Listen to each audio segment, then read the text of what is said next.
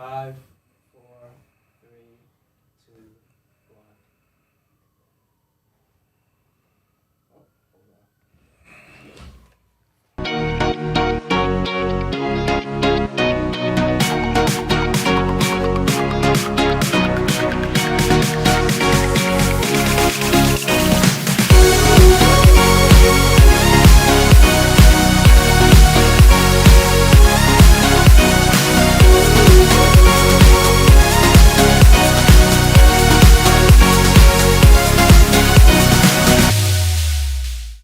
Good afternoon. Happy Saturday. Welcome to our World Hour of Power show here in Queens, New York. How you all doing? I'm Lady Pauline and my co-host, Mr. Glenn Greenwich, the Honorable Mayor of Southern Boulevard. Welcome. Hey, yes. Welcome, welcome, welcome. Yeah, how you doing, Glenn? I'm doing well. Yeah? Just coming off of the Harvest Fest last weekend. We had about 7,000 people out. Might have been a little bit more, but we had fun. Yeah. We had a lot of fun. I did too. But today we got a very special interesting guest. special guest by the name of Cedric Dew. He's the executive director of the YMCA here in South Jamaica, Queens, right on Parsons Boulevard, right, Cedric? Parsons Boulevard and 90th Avenue. 90th That's Avenue. right, since 1927. Yeah, welcome, Cedric. Welcome. So tell me what's been going on since the last time we spoke. I know it's been about a year. Yeah, well, a year, they say 365 days can be a long time.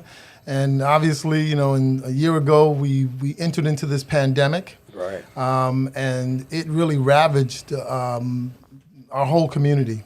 And particularly, it ravaged, those who were interested in fitness and health because the city shut down all of the health facilities. So the YMCA was forced to close its fitness operations throughout the city. The good news is we were able to, as the Y always does, reinvent itself. And so we did some really strong pivoting to find the right connection to what can we do to be relevant to the community. So there were a host of things we did. What were some of the things that you did do that was different? Well, the first thing we realized was that our children were going to be in sort of a state of isolation, being home, because not only did they close the fitness and gyms, they also closed all of the schools.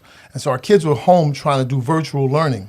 And so we partnered with New York City Department of Education and developed what we call learning labs. And so all of our YMCAs were converted basically to learning labs so we could provide young people with hands-on direct support, with our staff at the YMCA. So young people were able to be dropped off, get supervision, get lunch, and also get help with their schoolwork.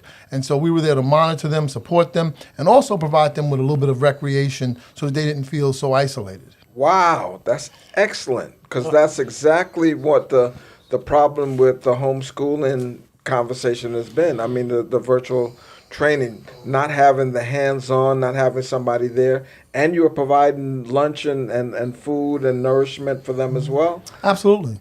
It was such an important initiative because at the time when all of this took place, we had to really think about, again, the young people we were servicing. We have five after schools in this area, all of them which got shut down. So by being able to provide these services to well over 250 kids in our neighborhood, I think it was really important service to a lot of the families who were still trying to work.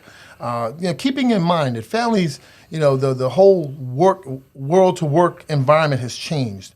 A lot of parents were home. True. Yes. But they were finding out what the daunting task of helping their children with schoolwork meant while they were trying to work. Yeah, that was different for them, yes. Yeah. So to be able to provide support to those most in need, because many of our young people and their families don't have the technology that they need at home To connect to correctly. the internet, to be in homeschool. So we had all our computers set up, we had iPads, and all kinds of services there so that the young people could continue to learn in our communities. Cedric, I know you started a new program in the last couple of months, or maybe it was more than one, with the computers, with the young people. Yes.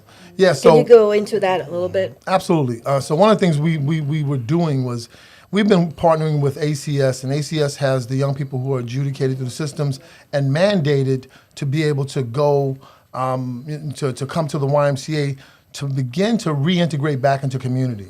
Okay. And so by giving them something positive, by starting the relationship before they were released, they were coming to the YMCA, getting the necessary services that they need, while also being able to learn audiovisual production, music production, as well as providing them with sports, fitness, and mentorship, which is the most important key to having young people not be part of the recidivism that is New York City. Yes. Now, what was the response from the young people? Response has been overwhelmingly good. I mean, we now have, I think, 9 different facilities that are in our area that we're able to work with young people to make sure that, we not only meet them when they come out into the community, back into the community, but we go into the facilities and we work with those young people there, helping them understand what's waiting for them on the outside, trying to increase the resiliency of these young people, because that's what got them into trouble in the first place, whether it was economics, dysfunctional family environments, communities that had bad influences, or just bad decision making and problem solving. Many of these young people are really good young men and women who just need the right support in order to be successful. How many students were you or people were you able to help in this program? Are you looking to? Our goal is to help as many as we can. I mean, the average close to home center has only about 8 youngsters in it, but there are roughly 20 of those centers throughout the Southeast Queens area. Okay. Most people don't know they're right in our neighborhood.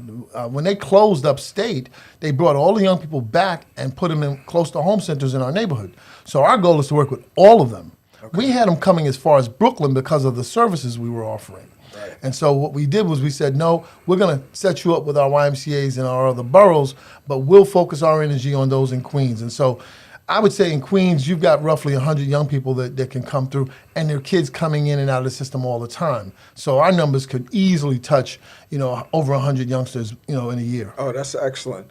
I know one of the problems, and I don't know if your program could help them as well, but we've got foster care kids that are coming out of the foster care.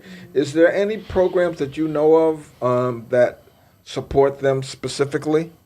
Well, I was a part of the Jamaica Community Partnership for many years. I actually chaired it with Community Mediation, Stacy Stiff, who was there at the time. And there are a lot of opportunities for young people to get job training, to get scholarships, things like that. Those are specialized scholarships for that population. What I would tell folks to do if someone in the neighborhood was saying, well, what do? I would say get connected with the Jamaica Community Partnership, because that partnership is there, funded by ACS, to provide services to both to prevent families from having youngsters being placed in the system, but also assisting those young people that are in fact aging out of the system, because those individuals become the homeless of tomorrow if they don't get direct services. Yes, they do. I agree Absolutely. with you 100%, because I have one more son, and he's adopted, and we adopted him when he was 3 weeks old. Right. Not 3 weeks old, but 3 months old, and we fell in love with him because he was a baby, and so we understood we did not want him to be in the system. Right. So my mother took one look at him and said, "No, he's ours," Right, exactly. But I've worked in the system with ACS, so I know there's a big turmoil, especially at the age of between 18, 19, 20, and 21. That's when they start kicking you loose. Right. And if you don't have some place to go, or you don't have family, right, or you don't have family that you even want to go back to. Or supportive, right? Supportive, Supportive environment. Yeah. So I know one of the services that you offer also is you have a shelter system. We have a transitional housing program. Transitional housing. Right. Okay. And I think that there's a distinct difference between a shelter system and a transitional housing program. Okay. Transitional housing is fundamentally those individuals that are at the point where they're ready to move into permanent housing. And so we work with various agencies like ACQC, Samaritan Village. We even have our own contract with HRA where we actually bring individuals into our YMCA. We work with them to give them the services they need. We have rehousing specialists who help them look for housing, look for jobs, and other services that they need. And then we watch them reacclimate themselves back into the community by moving into their own apartments. And there's some wonderful stories around people who have moved out of our YMCAs and gone on to do some really, really good things. And we're really proud of that. Now, how is that working with the cost of the rent being the way it is? Because you're talking about young people, and I know right across the road from you, there's those new buildings that have been put up. You know where Mary Immaculate Hospital was? Yes. And you go in there and you go and you try to get a studio, you're talking about $1,600. Well, I can tell you this much. There is a real problem now in our city with housing on a number of levels. Yeah. The first is the eviction, I forget what they call it now, but the eviction Moratorium. Right. where in fact the folks who choose not to pay rent are still allowed to stay in apartments. And that's really putting a strain on landlords, but it's also sort of putting a clog in the system so that people who historically would have moved into apartments that have vacated now have a much more difficult time of finding something. And also, too, you have landlords scrutinizing a lot harder, which is then turning around and raising the rates of those available apartments to a much, much higher rate. So it has a ripple effect on a number of ends. The other thing about the moratorium, when in fact it does expire, you're going to now, where prior to COVID, you had 63,000 people, in New York City in the homeless system. Correct. You're now going to be closer to 80,000 probably, and with that circular, that revolving door happening. So it's going to be a real issue. But I'll tell you, the bright spot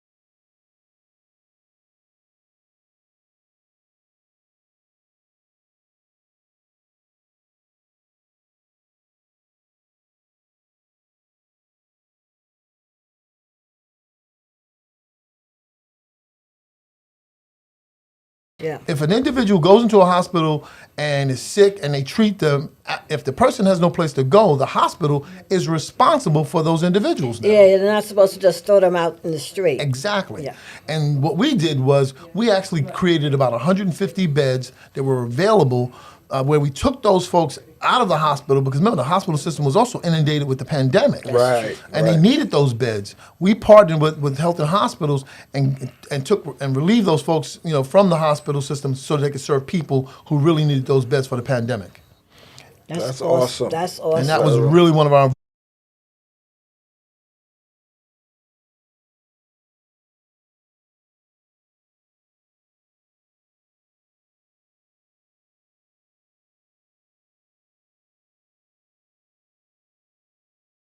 to be our tourist flagship areas. We basically opened up the Vanderbilt Y and took many of the folks in there. We have almost 310 beds in there that are dedicated to having those folks not be living on the subway, on the streets, and in those areas, so that it helps to revitalize New York City back to its greatness. Because who wants to come when they're seeing those kinds of things? I know. Does the program also have counseling involved? Yeah. That was one of the smart moves that we made as an organization. We made sure we partnered with organizations that had strong track records. BRC, Samaritan Village, ACQC, those organizations have great track records with providing counseling services and support services. We also partner with outside agencies for any services that we don't serve. Like, for example, we sometimes someone's dealing, some of our homeless are new Americans. They need lawyers and they need doctors and they need all those other services that oftentimes many of us take for granted. I'm glad that you're pointing that out because I think the services are almost more needed than the beds themselves. I mean, the beds are important to get them off the street, right. But without the proper services to acclimate them back into society, and that's what they need, and that's what's been missing, right. And that's what you want to be able to do is convert them to citizens that could take care of themselves. Absolutely, and the New York City homeless system is changing every day. It's changing when you hear things like police reform. There's a change in that many of the folks who come out of the criminal justice system are now going into the homeless system. Yes. Right, and that's creating a whole nother dynamic. Remember, we closed many of the mental institutions in New York City. They've been dumped into the homeless system. And so the populations have changed over the years. Every time we have a catastrophe like Sandy, Katrina, or even the storm we just had, you create a homeless problem. Right. True. Right, Yes. and so it's this melting pot of people that are across gamuts, and so there is no one size fits all in trying to provide the necessary services. But I'll tell you, one of the things we did, and we did this with Anthem Blue Cross Blue Shield, we created something called the Dignity Initiative. Because the one thing we believed, and I truly believe this strongly, is that no matter what condition you come from, the healing starts when we restore your dignity. And so what we did was, as folks were coming into the door, we put a level of customer service in place that made you feel like you were walking to the Waldorf Astoria. Right? Then we gave you a comfort package. All of the things that fundamentally we take for granted: a toothbrush, soap, mouthwash, all of the things that would make Lotion. lotion that make you feel comfortable. Right? A pair of socks. Yeah. That's true. Things that folks that we take for granted that folks in transition struggle through. And then as folks have been there for a while, we created a comfort package. And that's making sure that you're warm if it's in the wintertime. We'll give you a blanket. We'll make sure that you have a coat. We'll make sure you have a hat of some type if you want one.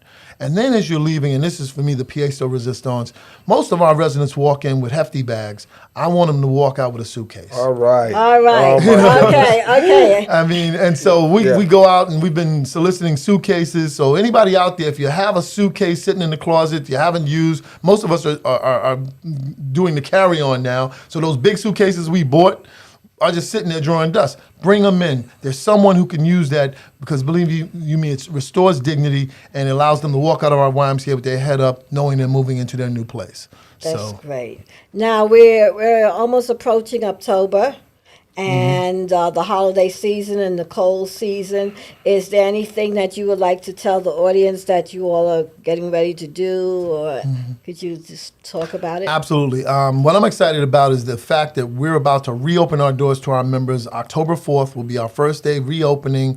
We're going to do a soft opening.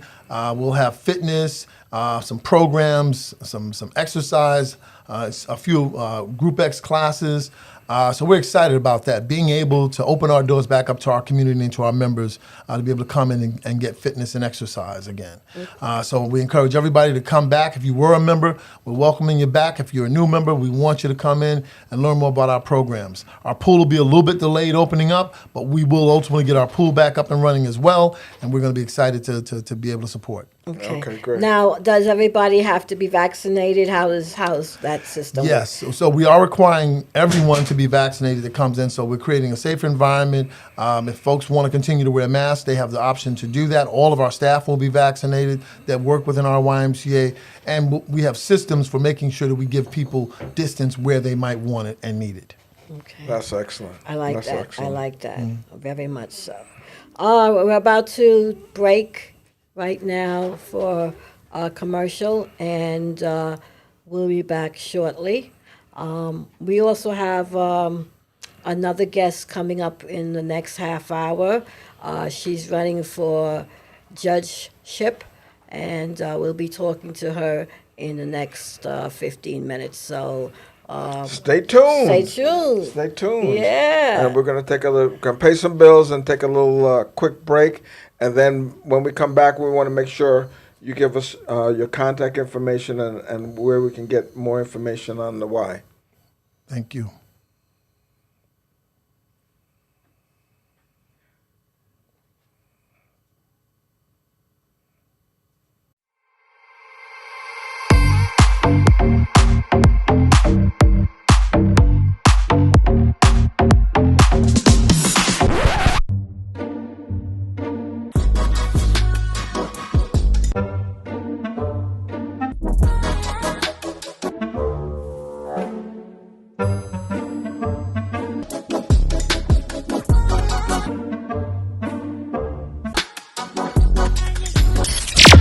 you ready to take your content to the next level? The live streaming market is booming, but with so many options out there, it's hard to know where to start. You've heard about doing live video and other video content on platforms like LinkedIn and Facebook, but you're not sure how to make the most of this or how this is going to help you with your business.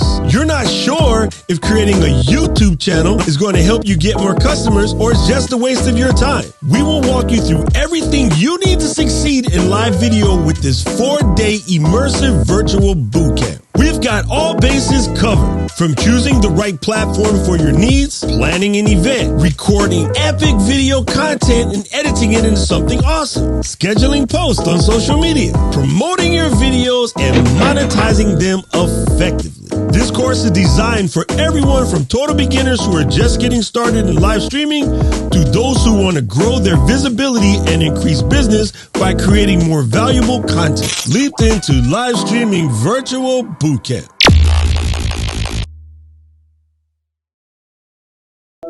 All right, how you guys doing? Wait, how'd you get your video like that? Is that 4K or something? Right, you got us over here looking like a hot mess. No, it's actually a powerful live streaming app for Mac called Ecamm Live. You know what?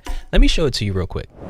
So you're able to use your mirrorless camera as a virtual webcam, and you can tweak the colors right in Ecamm Live using their camera effects, and then bring this video right into Zoom, Google Meet, and pretty much any other virtual meeting app. You can even stream directly to Facebook, YouTube, or LinkedIn and bring in comments right onto the video. And you can customize the look, size, and position of the comments right in the app. Or you can even add your logo to the corner of your video, or yourself, or both. There are plenty of picture-in-picture styles to choose from if you're sharing your screen for a tutorial or doing a presentation. And it doesn't have to be live.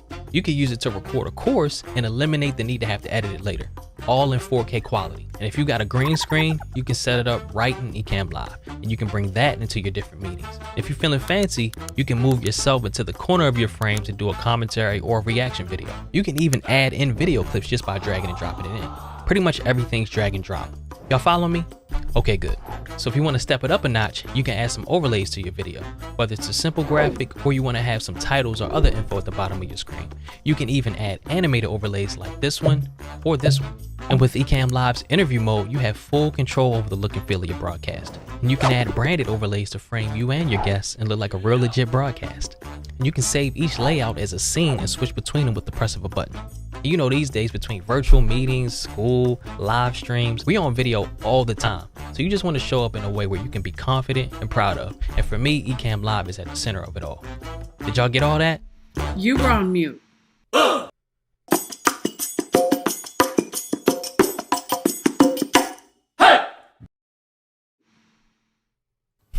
Hey, we're back. Yeah, we're back here with Cedric Dew from the YMCA here, the executive director. Before we head off, I'd like you to tell the audience how they can reach you and, you know, your phone number, everything. Sure. So I guess, you know, to summarize sort of where we are right now, and you can reach me at ymcanyc.org/Jamaica.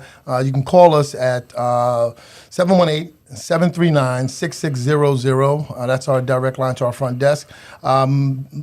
Be on the lookout for our Saturday Night Lights program. Every Saturday night, we're opening our doors to young people to come in to participate in structured activities. We just finished our big golf outing, teeing off for a good cause, where we had over 100 golfers. Shout out to my sponsors, Greater Jamaica Development Corporation, State Farm, Resort World, and Blue Cross Blue Shield Anthem. So we got a lot going on. We're excited to be opening our doors back up, and we look forward to seeing the community back in. Yeah. And that was when? October 4th is when we reopen our doors. So come on in. You can start inquiring now. If you want to set up your membership now, come on in. But yeah, October 4th, we open our doors back up. Our hours will be 6:30 to 8:30 Monday through Friday, and 8 to 3 on Saturdays and Sundays. Oh, that's wonderful. Excellent. I definitely come. I want to get back in shape a little bit anyway. We're glad to have you. You've been listening to Our World, Our World Power show here with Lady Pauline and the Honorable Mayor of Sutton Boulevard, Mr. Glenn Greenwich. We'll be back shortly. Yeah, come visit us at our website, ourworldmedianetwork.com. And we are operating from WGJSradio.com. And don't forget to hit us up on YouTube and Facebook and all of the, and subscribe. Okay. Catch you all in a few minutes. We'll be back.